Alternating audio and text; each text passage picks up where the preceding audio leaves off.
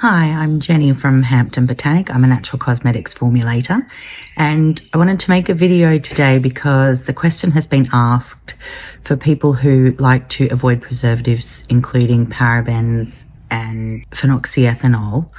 What are some alternatives that we do like? So I'm going to run through a few today. I've got quite a lot of examples to go through. I'll try and keep it as brief as I can while still being informative and hopefully helpful. So most of the time when we're looking at natural preservatives, you're going to be looking at a preservative system. You've got a complex of ingredients rather than just a single ingredient. So they all help to boost each other against molds, bacteria, fungus. So I'll talk a little bit about a few of those, but the first one that I'll talk about is actually just a single ingredient, and that is Lactobacillus Ferment. I've got my notes here. And brand new glasses that I've just got for the first time ever today, so I'm trying to get used to them. Lactobacillus Ferment is a natural bacteria that's made from radish root. It's got really good research behind it, and it's salicylate free. That can be irritating to some people, so to have a preservative that excludes that ingredient can be really useful for some people. It's EcoCert and Cosmos approved, which I think that most of these are actually that I'm going to be talking about.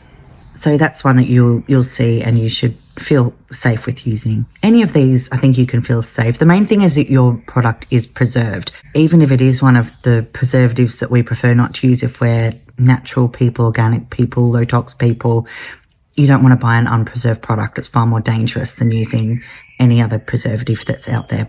The second one is benzyl alcohol and dehydroacetic acid.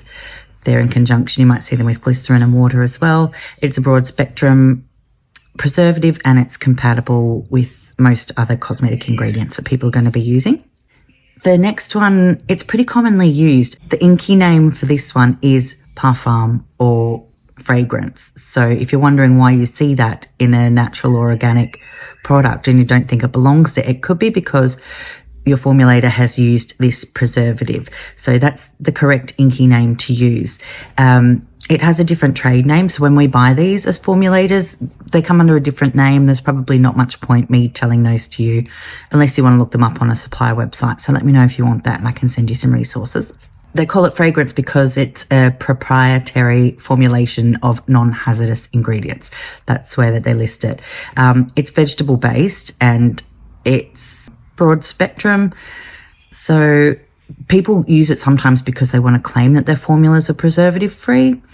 I would rather let my customers know that I've preserved my formulations correctly, but it's just something that seems to appeal to some audience. Another ingredient that you'll see sometimes is potassium sorbate. It's not a broad spectrum preservative on its own. It will always be used with a co-preservative. So you might see it used with something like Gluconolactone or perhaps even citric acid sometimes. It's used as a food preservative a lot as well. The next one is a compound of benzyl alcohol, salicylic acid, glycerin, and sorbic acid. It's another one with a lot of really good testing and research behind it, and it's widely accepted by the certifying bodies for natural cosmetics. It does contain salicylic acid, which for one thing, some people can find irritating, so they prefer to avoid it. It's also, for that reason, not recommended in leave-on products for babies or children under the age of 7. It's fine in rinse-off products. I still wouldn't recommend it for babies, but over the age of 2 in rinse-off products, you can use products with this preservative safely. Sodium benzoate. It's another one that people tend to avoid that I've seen in the low tox group particularly. I think it's because the research is misunderstood. It should be safe for use. It's not a broad spectrum, so you'll see it combined with other preservatives like Gluconolactone, which is one that I like. It is moisturizing, it's very gentle. It's made through the fermentation of plant-derived glucose, generally rice or corn. So if you have allergies to either of those things, that's something to look out for. It is what's known as a polyhydroxy acid, which is similar to an alpha hydroxy acid, if you know anything about those. So it's very gently exfoliating. It's also good for people with rosacea and really sensitive skin.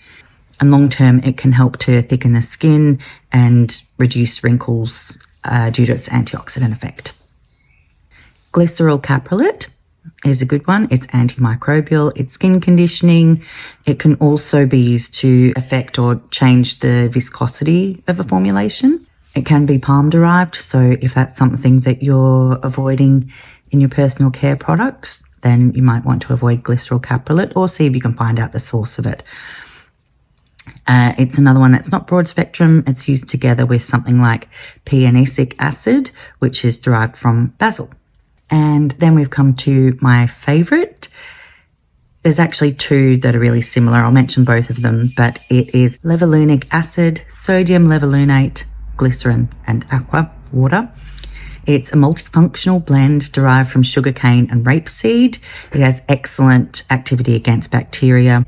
It is broad spectrum, but it's usually, if it's in an emulsion, so a lotion or a cream, it's usually boosted with something like glyceryl caprylate.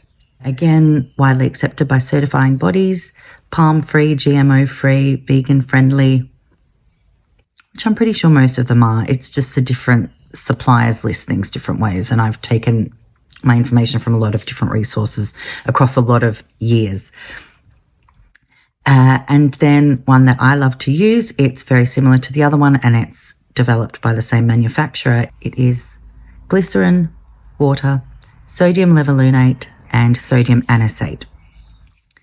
It's made from sugarcane, it's moisturising thanks to the glycerin content, and again, Cosmos approved and compliant with most natural standards.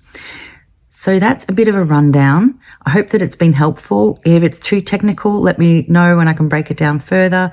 If it's not technical enough, let me know and I can go into things more deeply and in more detail. Thanks for watching.